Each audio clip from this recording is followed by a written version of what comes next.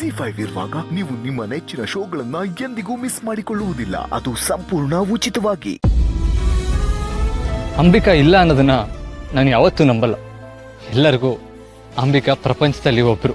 ನನಗೆ ಅಂಬಿಕಾನೇ ಪ್ರಪಂಚ. ದುರ್ಗಾ, ಏನಾಯ್ತು? ಊರ್ ನೆನ್ಪಾಯ್ತಾ? ಅಪ್ಪ ಚಿಕ್ಕಪ್ಪ ಅವರೆಲ್ಲ ನೆನ್ಪಾದ್ರಾ? ಮತ್ತೆ ಫ್ಯಾಕ್ಟ್ರಿಯಲ್ಲಿ ಯಾರಾದ್ರೂ ಏನಾದ್ರು ಅಂದ್ರ? ಅಯ್ಯೋ ದೇವ್ರೆ, ಮತ್ ಏನಾಯ್ತು? ಬಾಸ್ ಮಾತಾಡಿದ್ ನೆನ್ಪಾಯ್ತು. ಯಾಕೋ ತುಂಬಾ ಬೇಜಾರಾಯ್ತು.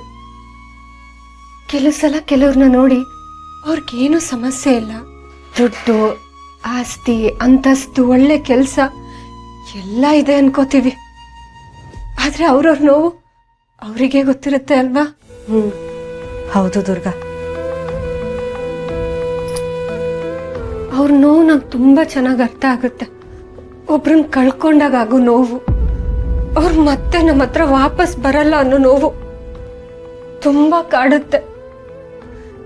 ನಮ್ಮಮ್ಮ ನನ್ನನ್ನು ಬಿಟ್ಟು ಹೋದಾಗ್ಲೂ ನನಗೆ ಹೀಗೆ ನೋವಾಗಿತ್ತು. ಆದ್ರೆ ನಮ್ಮಮ್ಮ ವಾಪಸ್ ಬರಲ್ಲ ಅಂತ ನನಗೆ ಗೊತ್ತಿತ್ತು. ಆದ್ರೆ ಅಕ್ಕ ಇದ್ರು ಇಲ್ದೇನೋ ತರ ಆಗೋಯ್ತು.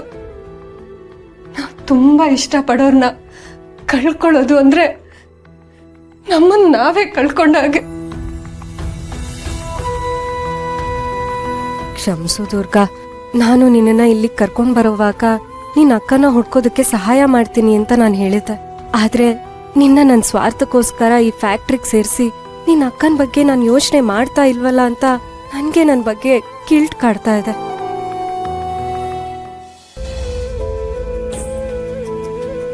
ಸಮಾಧಾನ ಮಾಡ್ಕೋ ದುರ್ಗಾ. ನೀನು ತಾಯಿನ ಕಳ್ಕೊಂಡಿರ್ಬೋದು, ಆದ್ರೆ ನಿನ್ನ ಅಕ್ಕ ನಿನಗೆ ಸಿಗೋ ಹಾಗೆ ನಾನ್ ಮಾಡ್ತೀನಿ. ನಾನು ಆ ದಿನಕ್ಕೋಸ್ಕರನೇ ಕಾಯ್ತಾ ಇದ್ದೀನಿ. ಇವತ್ತವ್ರ ಮಾತು ಕೇಳ್ತಾ ಕೇಳ್ತಾ ನಂಗೆ ಯಾಕೋ ಮತ್ತೆ ನಮ್ಮ ಅಕ್ಕ ನೆನ್ಪಾದ್ಲು.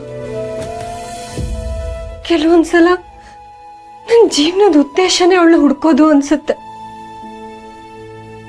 ಅವಳು ಒಂದ್ಸಲ ನನ್ನ ಕಣ್ಮುಂದೆ ಬಂದ್ಬಿಟ್ರೆ ನನ್ನ ಜೀವನದ ನೋವೆಲ್ಲ ಮಾಯ ಆಗ್ಬಿಡುತ್ತೆ. ಅವಳು ನನ್ನ ಎದುರುಗಡೆ ಬಂದು ನಾನೇ ನಿಮ್ಮಕ್ಕ ಅಂತ ಅನ್ಬೇಕು. ಅವಾಗ ನಾನು ಅವಳನ್ನ ಗಟ್ಟಿಯಾಗಿ ತಪ್ಕೋಬೇಕು. ಆಗ್ಲೇ ನನಗೆ ಸಮಾಧಾನ ಆಗೋದು. ಇಷ್ಟಾದ್ರೆ ನನ್ನ ಜೀವನನೇ ಸಾರ್ಥಕ ಅನ್ಸುತ್ತೆ. ಬಹುಶಃ ಅವಾಗ್ಲೇ ನಾನು ನಿಮ್ ದೇವಿನೂ ನಂಬ್ತೀನೇನೋ.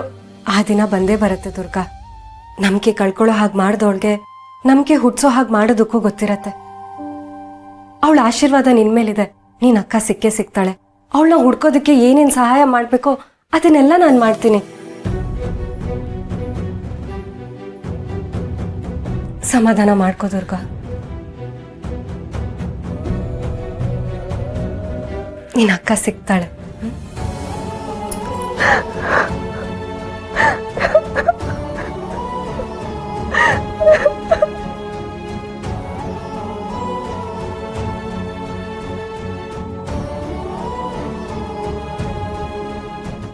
ZEE5 ಆಪ್ ಡೌನ್ಲೋಡ್ ಮಾಡಿ ಎಲ್ಲಾ ಸಂಚಿಕೆಗಳನ್ನು ಸಂಪೂರ್ಣ ಉಚಿತವಾಗಿ ನೋಡಿ.